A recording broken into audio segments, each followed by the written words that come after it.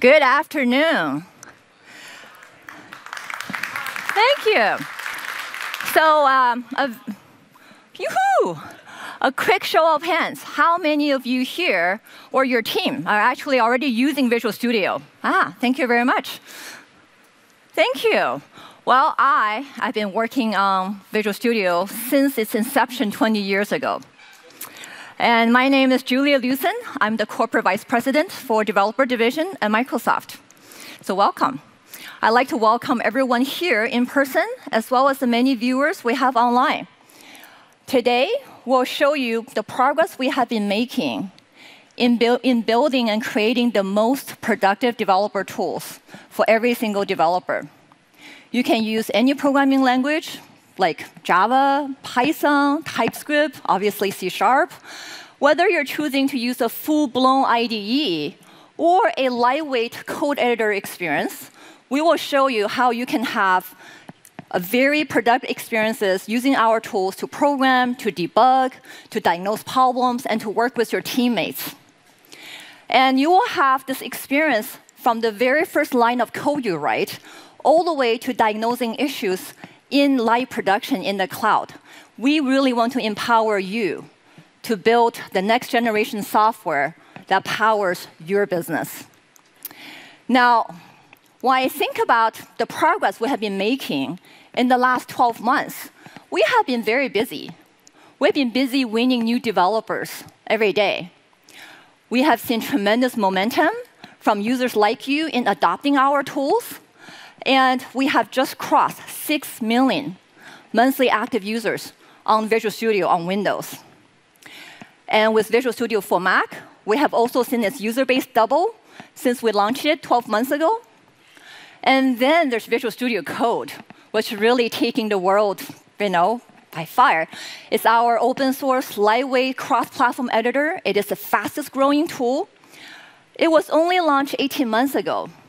And we have already seen over 2.6 million monthly active users. And GitHub recently rated VS Code as the open source project with the most number of contributors. And that is almost double the next project on GitHub. Any guess? And that's Facebook's React Native project, actually. And if I kind of look at the entire Visual Studio Tools family, we have well over 1 million developers on Linux and Macs using our product every month. And just thinking back even 2 years ago, and that number was 0. So that's really great growth for us.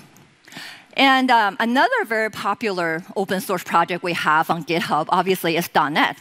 And GitHub has recently rated .NET Core as one of the top 10 projects with the most active discussions. And in the past, we will be giving .NET roadmap kind of talks in Microsoft Executive Briefing Centers.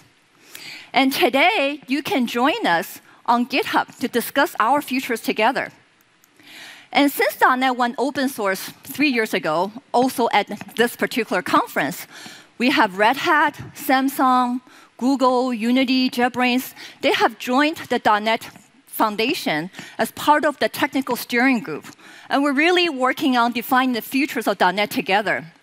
And we also have well over 1,700 other organizations outside of Microsoft that is actually contributing to .NET at this moment. And we have millions of developers, obviously, worldwide using .NET. And I was just visiting China a couple of weeks ago and talking to our developers there. If you have any customers in China, you will be very familiar with Tencent's WeChat app, which seems like the entire country of China runs on. And they have a payment capability called WeChat Pay. And it's serving over 600 million transactions a day.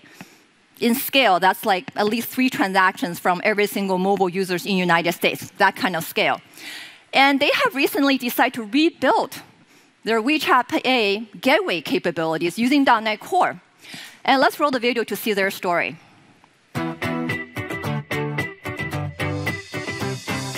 微信在国内已经是生活的一部分了，所有人离不开微信。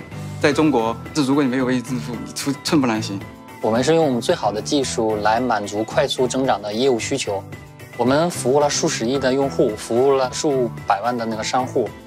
这么多的业务要进行一个管理，所以我们要发展一个 API 网关来对它进行一个管理。API 网关统一管理我们的 API 对外提供它的健全、身份认证，还有包括服务质量监控功能。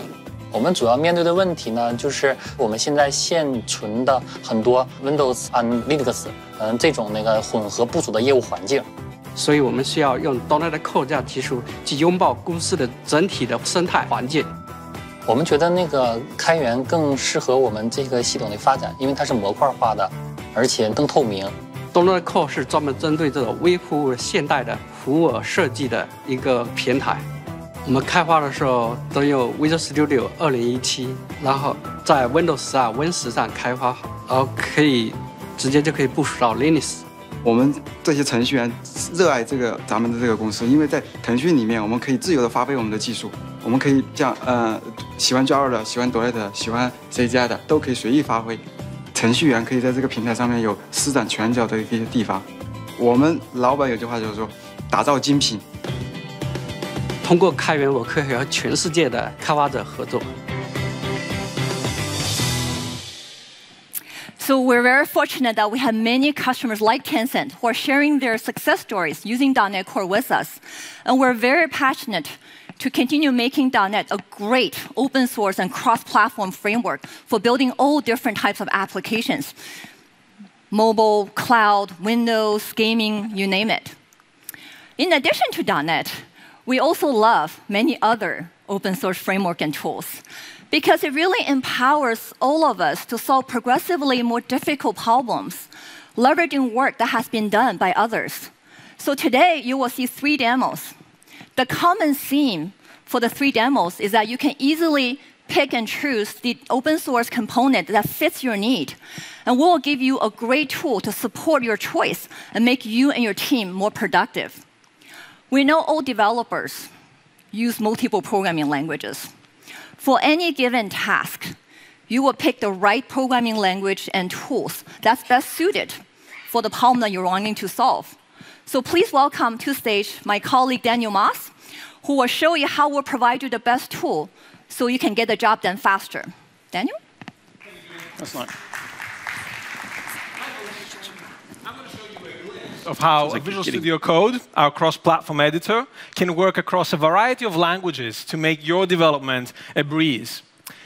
And that's not the breeze that makes you cold, it's the one that makes you cool. I write all my own material, by the way. So one of the cool new features in Visual Studio Code is support for multi-root workspaces, like I'm showing up here. Multi-root workspaces simplify working across a number of distinct yet related projects in the same instance of Visual Studio Code.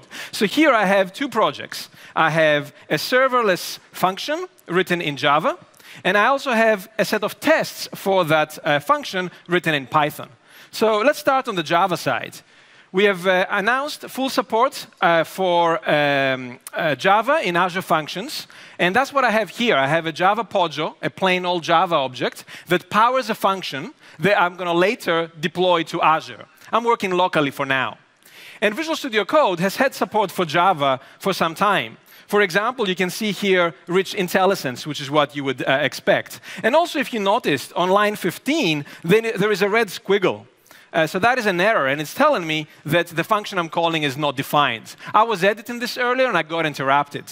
That is consistent with a yellow squiggle further down, the warning that this other function is never being called. So I'm sure you can see what the fix is here, but if you can't, we have this light bulb on line 15, so I can control dot to open that, and it offers me 2 quick fixes. I like a quick fix, so I'll take one now, and that's going to make the squiggles go away. And now when I go and hover over the function, we can see the actual Java doc content that tells us that this basically takes a string of integers, sorts it, and returns it. But what I was trying to do earlier when I was interrupted was to actually rename this function. So if I go here and get the context menu, there's a whole bunch of different options. And I'm going to pick rename symbol. And I want you to notice when I hit enter on line 23, you'll see that that actually changes as well. And that is what you would expect from a developer tool, but maybe not from just an editor. But you're seeing here how Visual Studio Code is so much more than that, with its rich syntactic and semantic validation, refactorings, and contextual intelligence. So now that I'm done with this Java code, I'm ready to go build it. I can do that via the integrated terminal. So with Control apostrophe, I can open the integrated terminal in Visual Studio Code.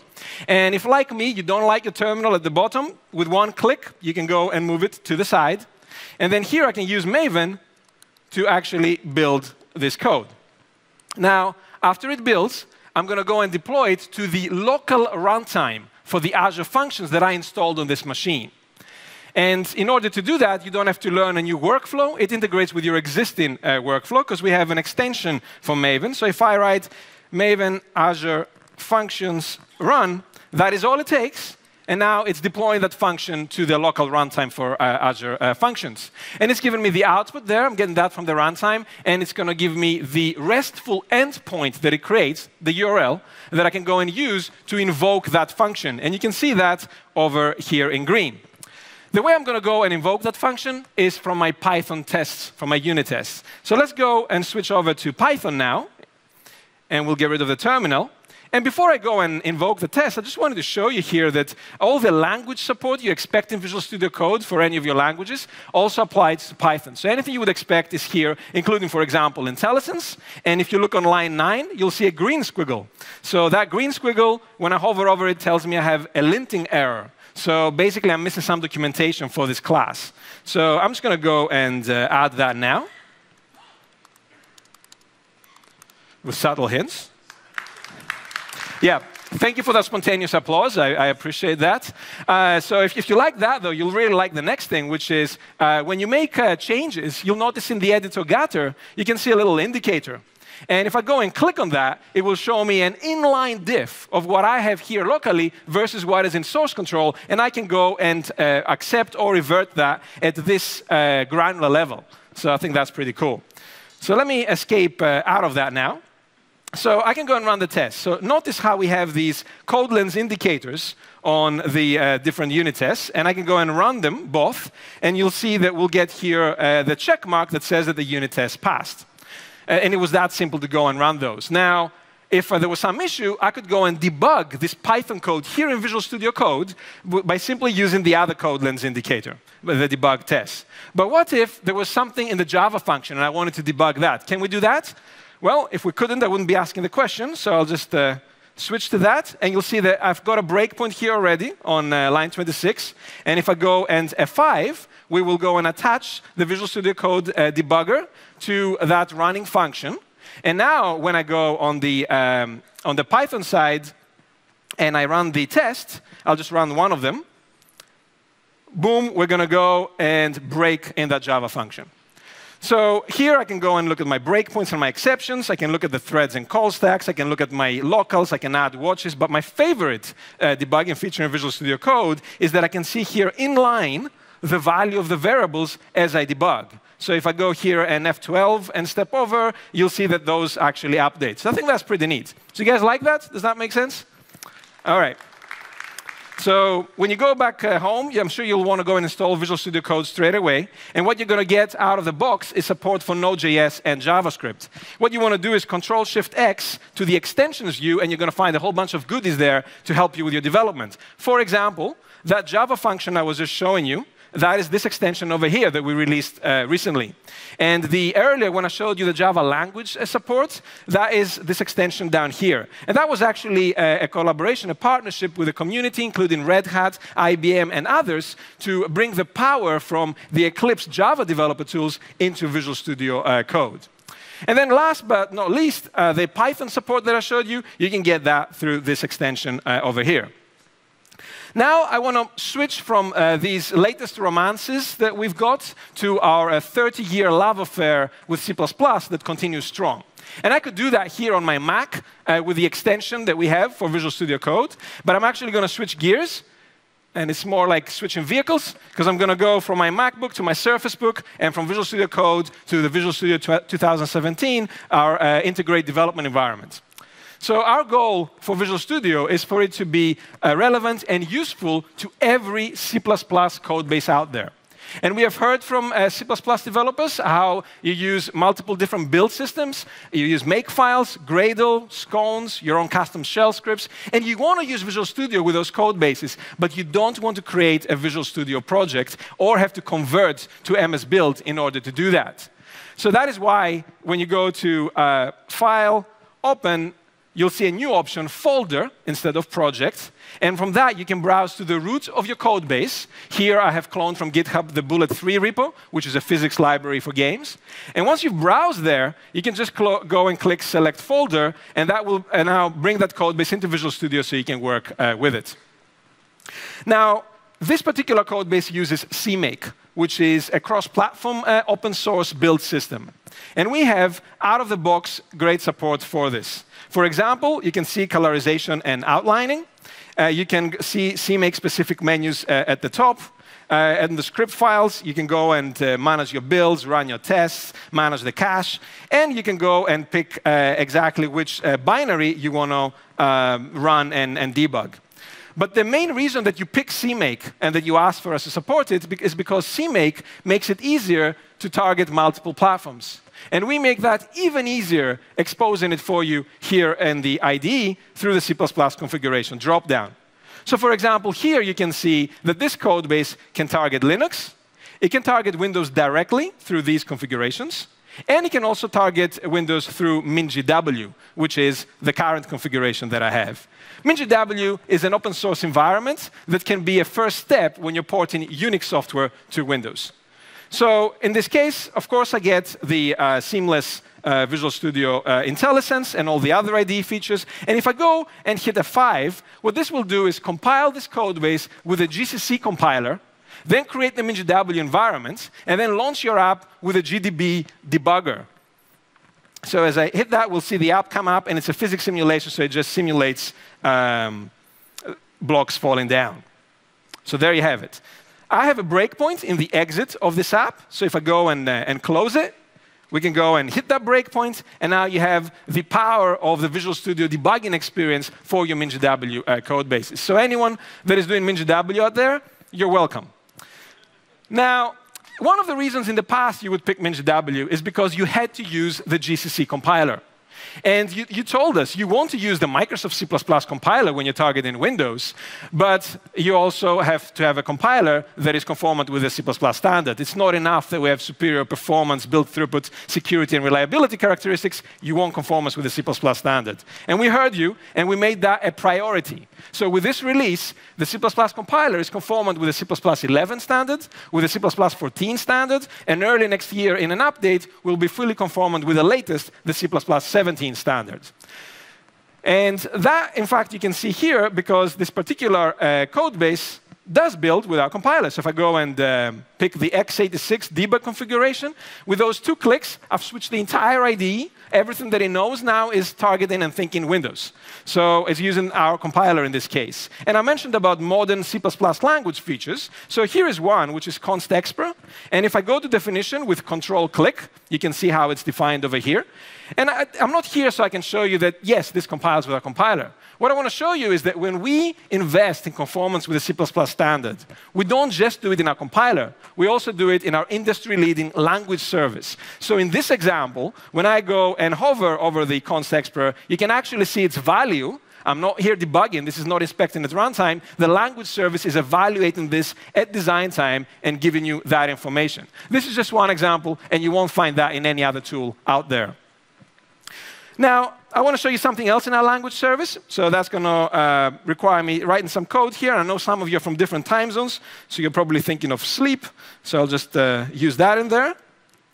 And but joking aside, the reason I'm using this is to demonstrate how when you're working in a cross-platform code base, you want to make sure when you're typing that it's also going to work on the other platforms. So what I've done here is how do I know if this is going to work on Linux? Now, I happen to know it won't, but as you're typing code, how do you check that? And everyone today that does cross-platform development has to come up with their own complicated workflows of achieving that.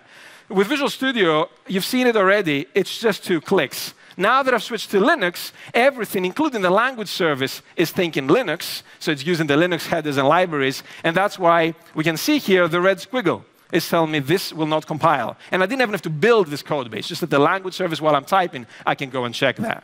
So that is, we know that's important to you. Now, I don't actually need the statement here, so I'm just going to comment it out. I could have done here a #diff and had different path for Windows, different for Linux, or this could have encouraged me to use more standard conforming code, such as std, this thread, sleep4, and that would have worked on all platforms. Now, I've switched to Linux, and you need more than just a great language service in order to do development for Linux. With Visual Studio on Windows, you're going to need a Linux target. So you could go and pick a Linux remote machine. You could go and use the Windows subsystem for Linux, WSL. Or I could go and use Azure and use a Linux VM or container in there. Or in this case, I'm keeping it simple, and I actually have a local VM. So I've installed Ubuntu here, and I'm going to use that. So all I need to do is tell Visual Studio where my Linux target is, and that's very easy to do through this new place where you can go and manage your remote SSH connections. I've already told it where that VM is, so all I have to do is hit F5, and now from Visual Studio on Windows, we are building and launching the application on Linux. And of course, it's running slower because it's on Linux in a VM. So I can go here and click. I have a breakpoint in the mouse handler. So if I just click on that, boom, Visual Studio now is debugging your Linux code. How awesome is that? I think that's all I had time for. So what I showed you there was how with Visual Studio you can work with our leading industry-leading language service for conformance, with CMake, MinGW, Linux. With under the covers, there was GDB and GCC. I didn't show you we have Google Tests in there, which we support out of the box, and Boost.test, and soon Catch. And just the fact that I can put all those words and technologies in the same sentence as Visual Studio, I think proves the point. Any compiler, any build system, any platform, any open source tool you use, Visual Studio is your friend. So thank you. Thank you. Well, thanks, Daniel. So earlier in Daniel's demo, remember he showed you using a Python extension in Visual Studio Code? Now, Python has become one of the very popular languages. And in Visual Studio, our flagship IDE on Windows, we actually have Python tool support since 2011. And I'm very pleased to announce that we're going to be shipping an official Microsoft distribution of Visual Studio Code for Python going forward. And really, the key message we want you to take away is that whether it's Java, Python, C++, we're very committed to provide the best coding experience for you. So you can pick whichever languages and using the familiar and powerful environment to develop your application, targeting any platform. Now, thinking about how Microsoft empowers developers. Developer productivity is at the heart and center of Visual Studio for many generations. You can think about small features we have in the IDE like peak definition to something much more significant like a breakthrough feature where in Visual Studio we can take a very complex multi-step processes and really boil it down to a single right-click menu item or something incorporated into F5. And looking ahead, we recognize productivity is not just about new features. It's also about the performance. So across the board, we have made Visual Studio 2017 much faster, like up to 3 times faster when you're just starting at code. We also completely rebuilt the Visual Studio 2017 acquisition experiences. So even the setup is much, much faster. And the minimal installation of VS 2017 only takes a few minutes. And so let's actually look at a real-world C++ scenario. So we took the open source Chromium project. And that is the engine for the Google Chrome browser, as you know, which has well over 3,500 projects and over 100,000 files.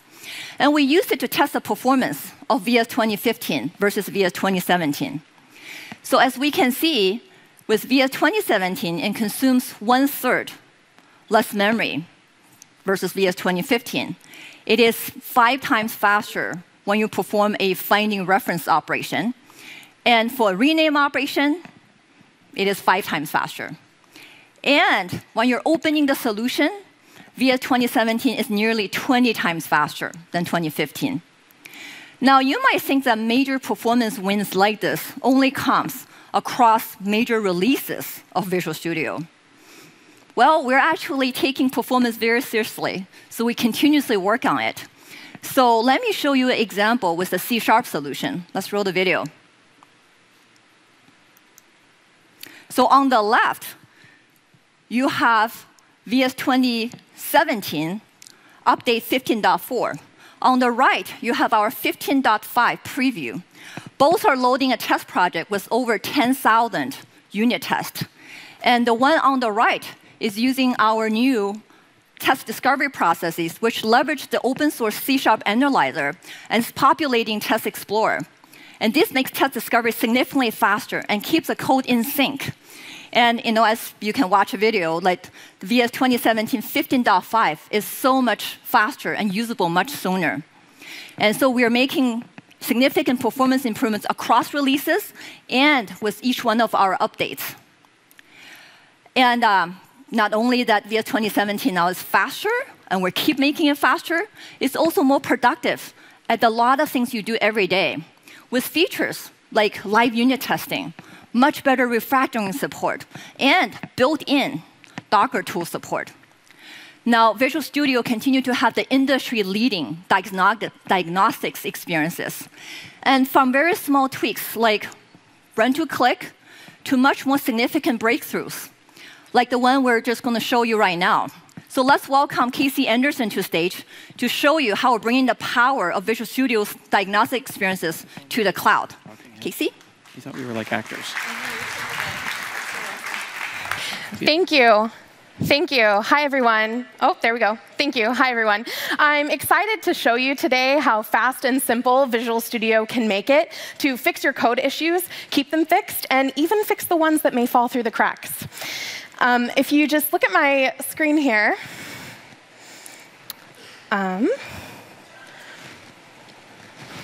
OK, cool. If you just look at my screen here, I've started debugging this application. I just finished building this search feature, and I was testing it out a little bit. Searching for myself, great, beautiful. Searching for other people by last name, OK. Then I search by company, and no records are found. I'm experiencing a bug. Something's happening. Let's jump to Visual Studio and debug this issue. I'm simply going to start by putting a breakpoint inside the method where this code is being called, and then reproducing my issue. I hit my breakpoint, and I'm just going to step through and trace what's happening. On this line of code is where my model's being created. OK, this line of code filters out my visitors.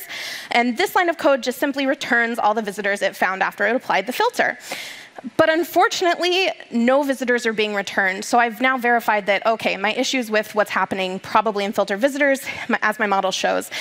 This is one of those moments where I really wish I could just step back even one step and see this model right before filter visitors was called. The amazing news is that now introducing IntelliTrace step back, you can. OK, let's take a look at this magic. Here's the button, step backward, right here. When I click it, all of my context goes back to that previous step that I was just on. And I can even use data tips, hover tips to verify that, OK, this model actually had 3 people in it before this method was called. And I didn't have to reproduce anything to step back. What's even better is that I can take advantage of debugging windows I'm super familiar with, like immediate window, locals, call stack. And here, I just want to use that model from that previous step and test out, OK, does something match by company? Indeed, it does. I can use the immediate window to verify that. I'm going to use, so I kind of, filter visitors is being problematic. So I'm going to use Control-click, go to filter visitors. And when I glance at this, what's happening is first and last name are matching the search. But when I search by a company, it wasn't there. So I'm going to add that code back in. And then when I hit continue, this brings me back to live mode. So I'm no longer stepped back. You can see that my model has 0 people in it. And I'm going to use a feature of run to click. I'm going to hold the control key and do set next statement. I'm going to move my instruction pointer up to this line of code. So now that's the next line to run. When I hit continue, and I go back, I can verify that, oh, great, that fixed my issue. And so now I have this feature completed. Step 2, check it in. right? I can commit with confidence because my team has set up continuous integration and continuous delivery. And you can too, easily from Visual Studio. If you go to your Solution Explorer, you can right-click on the solution, and there's this little node that says Configure Continuous Delivery. When I click on that, it opens this screen that's going to let me select a branch that I want to configure my CI/CD from. And I want to target some Azure resources. So I can pick those Azure resources. All I have to do is hit OK. And this spins up my full build and release pipeline. And I can manage that over here from Visual Studio Team Services. When I click on the Build and Release tab, I can see, OK, great. That last commit kicked off this build in the branch master, from the commit into master, kicked off this build, and it succeeded. And I can even click on this and drill in and see what the success rate looked like, what the previous successes were, kind of just in this view. And then I can be confident that this is going to use the release pipeline and push to production.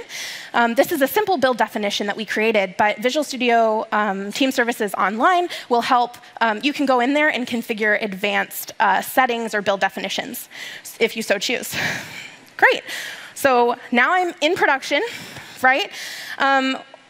What happens when you might run into a customer is running into an issue in production, like this picture not showing up, and they're telling you about it, but what's worse is you can't reproduce that locally. The only thing I see wrong with this picture is that he's wearing the wrong color shirt. So how am I going to figure out this issue? Well, I'm going to go debug this from my production machine. When I come over here to Cloud Explorer, I can see my website. I can right-click on that site and attach the snapshot debugger. So the snapshot debugger is new. And this is allowing me to start a snapshot debugging mode where I can debug this application that's running in production. So I'm not attaching the live debugger. That's a big, no. If I set a breakpoint, that's going to break the world. My site's going to stop. People are going to feel that pain. But with the snapshot debugger, they're not going to be impacted at all by your debugging on your website. So I'm going to go to that code, the code path where the problem is kind of happening on in production. I'm going to go ahead and set a breakpoint, but it's not a breakpoint. It's a snap point. So it won't mess with my customers. And then just like I would start live debugging, I'm going to start my collection, which is starting my snapshot debugging session. And now, the second anyone hits this code path, it's going to be collected and recorded. So right here, you can see that that gets a green check mark, meaning that at that point, a snapshot was taken. And we can view that snapshot over here in the Diagnostic Tools window. When I double-click on it, it's going to load the context from that snapshot into my editor. So I've set one snapshot right here. But I could have set multiple snapshots throughout my application that I can use and traverse in the Diagnostic Tools window. I could also configure settings on this snapshot. So if I need it to hit multiple times or from specific instances, I can do that also. And now I can see that it's loaded up here. And when I hover over it, I have my hover tip that's telling me, OK, my byte is 0 here. I can scroll up a little bit, kind of examining this code. And I'm getting variables from production. So you guys saw that I clicked on this guy. That's the file name that I can see from production. And my picture is 0. So I'm going to go ahead and go into this file, or this method. And I'm seeing my issue now, that I'm using a relative path. When in reality, I'm running on Azure, I should be using cloud storage on Azure. So the great news is Visual Studio makes it really easy to help me set that up. In my solution, if I go to this, in my project, I go to this Connected Services tab, and I can simply click on this option, Cloud Storage with Azure, or Cloud Storage with Azure Storage, hook that up into my code, and easily solve this issue that I'm having. So that's fantastic. Because I am saving so much time using Visual Studio and my team is saving so much time, we're actually able to start on the next feature that we're working on. So my colleague's starting on it. So I'm going to switch to their machine, which is actually a Mac. And so I am actually going to use Visual Studio for Mac to start working on this new feature. And you can too, just by downloading that from visualstudio.com. So this is Visual Studio for Mac. I have it right here. And our idea is to use Azure Functions to send. So Azure Functions is a serverless compute option triggered by events that I define. In this case, I want to send an email notification when my visitor arrives at my company. So Azure Functions for Mac are actually in preview right now, but they'll be available in a future release. But right now, if you want them, you can go to the Visual Studio Extension Gallery, download the Azure Functions development extension, right-click, add it to your solution, and you're up and running. So right here, we're not going to worry about what exactly the message says right now. I just want to kind of test this locally before I make it work with Azure. So I'm just going to start debugging. When I push Start Debugging, this is starting to build my application. It's creating a server for me to test this locally on. And what I'm looking for in the output window is a string that will tell me what local server it created for me to test this out on. Oh, and here it is right here. So I'm just going to copy that string, go back to my browser, paste it in here, and then edit these fields that I want to test. So let's send it to you@you from me@me. And I hit Enter. And I hit my breakpoint inside Visual Studio. And just like Visual Studio IDE on Windows, Visual Studio for Mac is a rich editor that lets me take steps. I can view the locals window here, and I can verify, yep, me@me, you@you, all of that looks good. I hit Continue, and I can verify in my browser, yep, the mail was sent. That's fantastic. It's great that that's working. As I'm going through this, I realize I kind of want to refactor this method out. So what I'm going to do is right-click on it, go to Quick Fix, Extract Method, rename it.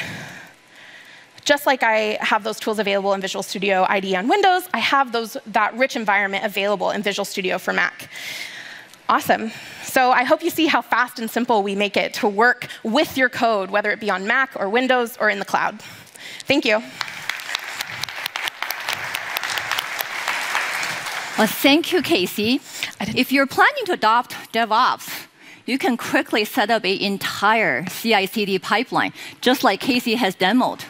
Visual Studio Debugger is great in helping your day-to-day debugging exercises.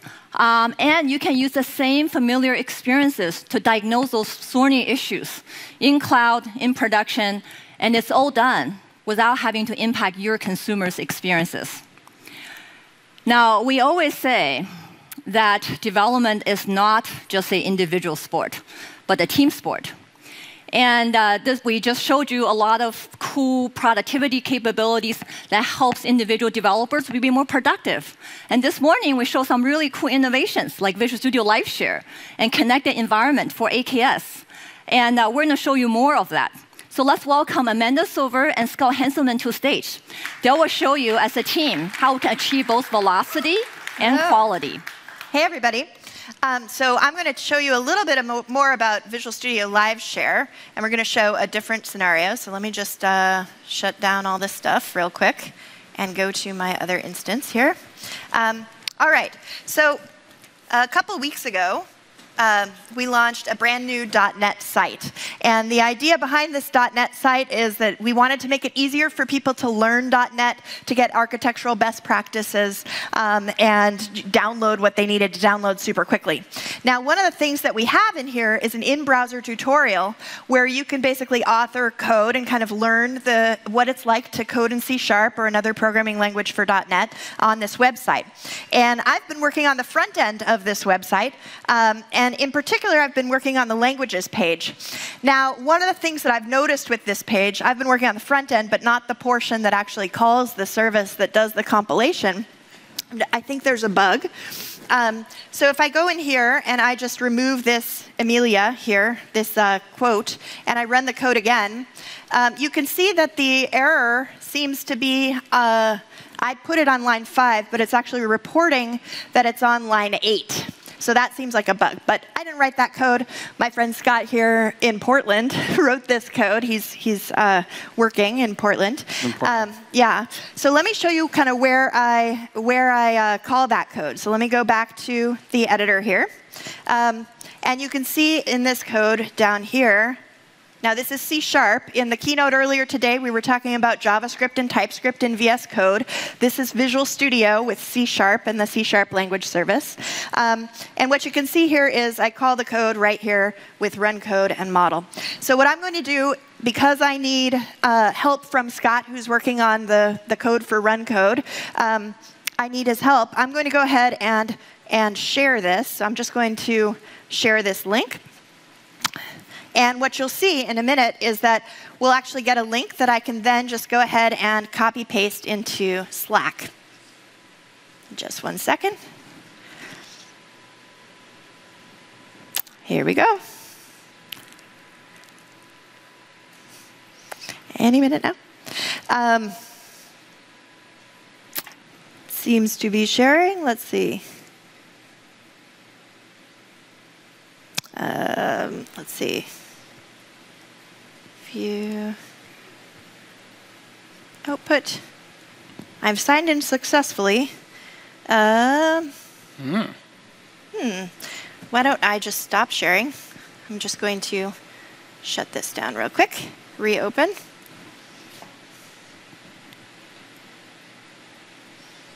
Go to that .NET landing page again.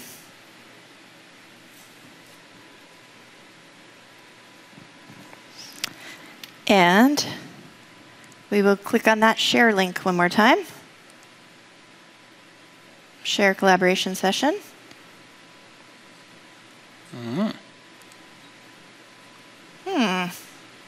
Output from the real-time collaboration. What do you think? Oh, you know what? Let's just look at this. See what's here.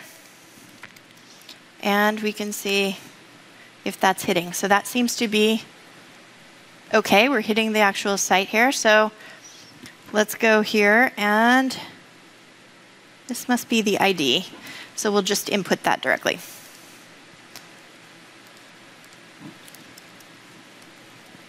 Uh-oh. That's not copy pasting. Let's see. There we go. Finally. OK, so now we finally got the link. That was a little bit of a hiccup. Sorry. We're going to in post-production. All right. So what I'm going to do is send it to my friend Scott in Portland and say, what you doing? And switch to 5 so I'm in we Portland, can see his screen. And I'm working in important things. I need helps. OK. So I'm just going to send him this link. Now, he probably has no idea what to do with this link. Right. But he might want to click on that. So I'm clicking on this, and I'm going and saying join collaboration session, which is cool. And it is thinking. And it pops up a thing that says, Amanda wants you to pick your local tool. And I could pick Visual Studio 2017, or I could pick Visual Studio Code. I'm going to hit yes. And this is going to load up Visual Studio. But I don't have C# on this machine. I don't have the NuGet packages. I don't have her project. I don't have the source code. I'm just connecting to her experience. It says connecting to remote session. And this is going to go ahead and talk to her machine through Magic with the progress bar of patience.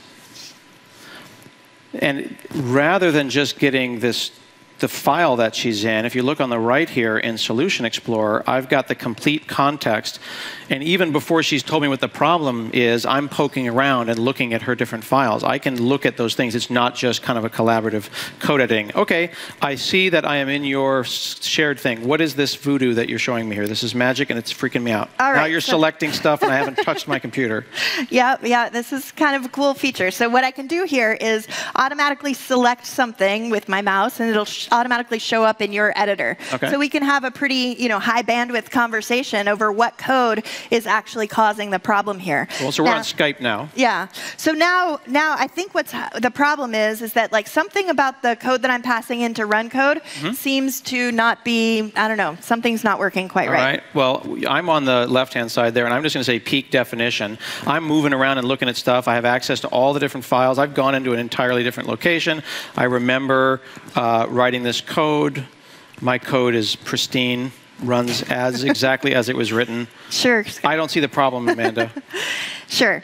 Why don't I repro the problem so you can actually see what's going on? Yeah, so if you can Sure. get into a debug state where that's wrong. Oh, let me just set a breakpoint here. Okay. And then we'll repro the problem. So you just put a breakpoint appeared in my world. You initiated debugging. Yep. Our boss is looking at us with a judging face. And then... Yeah. So I'm going to basically just repro the problem here. Okay. It's going to load up that .NET site again. And I can show you. Okay. Let's just do control minus minus so you guys can all see it on this screen. I'm going to go back to the languages page. And I'm just going to invoke that same exact error and run the code. Let me show you. All right, so I'm in a breakpoint, you're in a breakpoint. That's pretty amazing. Am I allowed to do stuff? Can I you can totally go ahead and inspect some stuff. So look at that. So I'm inspecting by hovering over and getting a tooltip. Yep. And actually, what I'm going to do is use something like a debug visualizer. So we get all of the tools that you're used to using in C# to debug. I get that in my editing experience, and Scott gets it in his editing experience in his instance of Visual Studio Code as well. Right. I mean, in Visual Studio as well. And it's also my Visual Studio, my hotkeys, my fonts, my color, my setup. You can see I'm in the light theme, and you're in the blue theme. Yep. So yeah. Okay, so I see code, and I see a bunch. What do we think the problem is here? So I think what the problem is, if you notice, if you look at the code that's being passed in, all of the using statements seem to have like a carriage return at the end of them, but then there's some weird line endings on some of the things like the, I don't know, the var names There's some line. extra Okay, so I'm going to go in a totally different place, leaving you behind. I'm up here thinking about, okay, so I go and I've got this for each line. Okay, here I've got fragment line close. So there's a thing called fragment line close, and it looks like it has a line ending kind of floating. I probably don't need that. It's got an extra line ending. So I'm going to get rid of that. Now, we're debugging right now. We're in a debug session on your machine, and I can see it. I'm going to go into the immediate window down here and just see if I can look at that. And you can see I'm down here, and I'm going to actually try something crazy. Even though I'm in Portland, I'm going to change the value of that variable live in the debugging session. Cool. Here. So I think that will work now if I've removed that live without changing the code yet. So can you continue the debugging session? Oh, sure. So let me just set a breakpoint up here. And actually, if you don't, for a second, I'm lost. Where are you? How do I get back to see you? So if you just click on my name at the top of Visual Studio, okay, so I'm clicking on your name up, and then it went back to where you are. So I've got lost in my code, and I'm back to watching you move around. That's right. Yep. So we're just going to continue again and see if this works. Let's see. I will try to invoke this again. Okay. And we're going to hit that breakpoint. Cool. So does that seem like it's going to Can I work, then hit F10 and go over that? Yeah, you can do that. That's freaking crazy. So I am in the interactive debugging session, and I'm looking at that, and then we're going to go and construct that preamble. Yep. And go to there, and I can hit F5. Yep. Okay. And look, and it looks like we actually fixed the bug. So it's no longer, if we do Control plus a couple times, we can kind of look at that again. You can see that it's no longer reporting that the line error is on line 8. It's actually on line 5 now. So we actually just collaboratively debugged that bug that I had. That's pretty cool, Scott. Thanks for your help. Now, I'd like to commit that change. Can you tell me what that was again? So go back up to line... I'm lost. It's fragment preamble. Line, yep, it's 10, 10, 10. Yeah. Line close? Yeah. Okay, so let me just go ahead and... This is the kind of highly precise language people use when debugging, which is totally realistic. I'm just going to change the line close there and save it. So you're typing and hitting save automatically. Can I want to type input. I want to change code too, because I want to get credit. Sure. I was noticing... Oh, let me... down here. Let me go ahead and follow you. Because when they say blame, I want them to give me all the credit. I noticed here we've got code. What if I selected all of this and then clicked on the little thing here, even though I'm on my machine, which again doesn't even have .NET installed, and I could get an extract method preview, so a preview of a refactoring that I'm proposing on my machine remotely. So you want to extract that I could extract that out. No, Is that cool? I don't think that's... I see why you'd want to do that, because this code variable is like a temp variable. So let me just kind of delete that real quick. We don't really need this, right? Okay. So let me just go... Oh, okay. So then let me do that. Okay. Can I do that? Yeah, So I'm going to delete that. So you see how we're just moving around here? And again, we're seeing more than just typing. I can go and say model dot. I just got IntelliSense for a language that I don't have installed on my machine. And then say at sources at 0. And we move seamlessly. And she's on the same caret with me on the same line while we do that. Then I'm going to hit save. Awesome. And now we can probably just put that directly into production. Yeah, I think I'll just submit a pull request and you can just auto approve it. Absolutely. That sounds good. Yeah, I need to go back to work. Cool. Sounds good.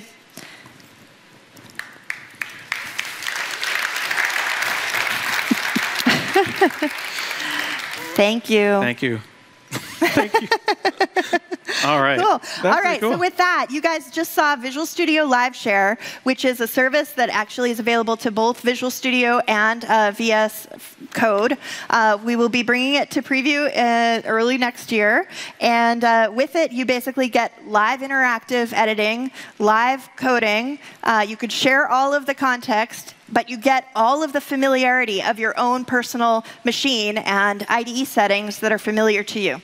Enjoy. Happy coding. Thanks. All right, awesome. Scott. Thank you. Good luck. All right. So I've been told I have to actually work. So I got that going for me. So the system that we've been debugging was that web front end that's running in a container. That's the thing that when you hit .net. Then the REPL, which is doing the actual running of the code on the back end. That's in a container and doing its own thing.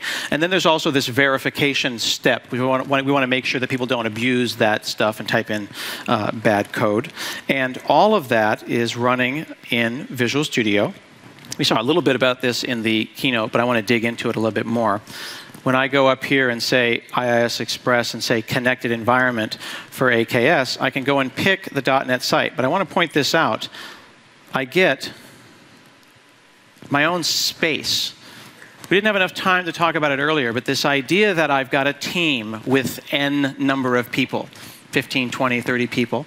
And we don't want to do production debugging. We don't want to be messing around in production. But what we do want is to have a dev site that we can all party on that is as close to production as possible. But then we showed you things like breakpoints and changing code and moving fast and seeing an experience without committing it and running it through Team System. And that might make you feel a little some kind of way.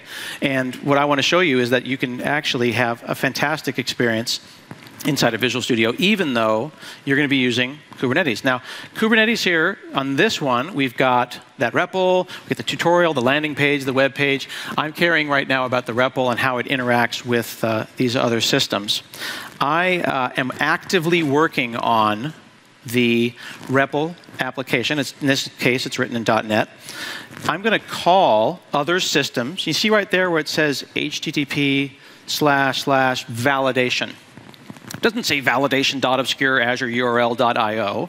It says /validation because it's an intranet. It is internal to the world of Kubernetes. It's running within that context, and its resolution, its network resolution, is happening within that context. What if I were to, while moving fast or maybe doing a collaborative session, were to break this? Right? So if I go and run this application, and I'm going to just hit F5, exactly the way you would do it in IIS, but you want that same speed, except you want it in the context of a near production environment. So I hit F5, and we'll go into a debug session. Now I'm back over here, and I'm going to hit run code to test my stuff out. And it always works, except when it doesn't, and I get an exception. Now, at this point, I'm moving fast, right? I'm thinking to myself, I probably just broke it for everybody. I probably just broke the dev environment. And that just means you're thinking, well, it's going to be broken for everyone all the time, and everyone's going to be moving on stuff. How are we going to deal with that? I have my own space. And I have 2 exceptions, which is also nice for me. 3, thank you. I get it. I suck. Look in the URL.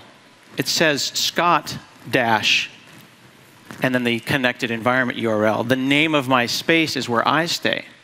That doesn't mean that I have an entire copy of the Kubernetes cluster. That would be silly, and it would be not efficient. In fact, what I'm doing is this.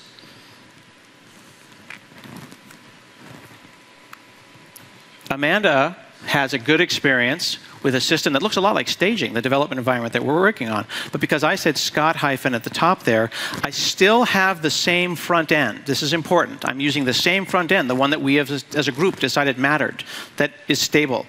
I then route it automatically without me having to do anything to my REPL, the one I'm working on.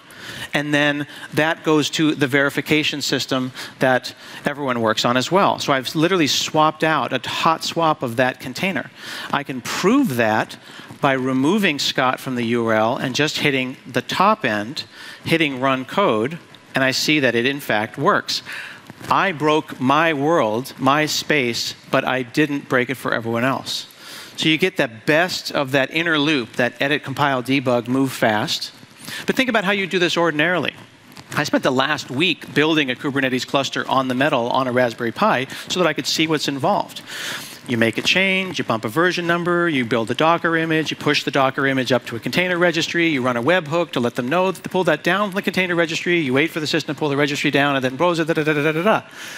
It's great, but it's not ideal for development. But Kubernetes is awesome. So how do you have the best of both worlds? You do it like this with this Visual Studio connected environment and this great tooling that lets you run it all in Azure. It is super fun and a joy, and I hope that you enjoy playing with it as much as we enjoyed building it. Really, the question here is, why would you want to use local emulators and try to build an environment locally when you could just use the cloud? Thank you very much. Well, thank you, Amanda and Scott. I certainly wish when I was a developer writing code and debugging code every day, I had Visual Studio Live Share. That would make my life so much easier. Now, we also believe that connected environment for AKS is a game changer in cloud development. It is just so much easier for you to get started, for you and your team to work together on a real cloud application that's actually composed of multiple microservices. Now, if you'd like to try these services in preview, you can find the URLs on the screen to register and sign up for invitation. And really, with all of your help, we have been growing very fast on all of our platforms. With growth, we see a lot of diverse needs from you. And we're going to continue to innovate very quickly to meet your need and deliver new value so you can build those applications that you want to power your business with. We showed you a lot of capabilities in Visual Studio 2017 on both Windows, on Mac, on Visual Studio Code. Please give those features a try by downloading the latest version of our products. And you can also follow all of our developments and updates on our blogs and our Twitter. And to learn about new capabilities, please come to visit visualstudio.com. And again, we are very passionate about listening to your feedback. And let us know what your experiences are. And thank you for spending a whole day with us. Happy coding.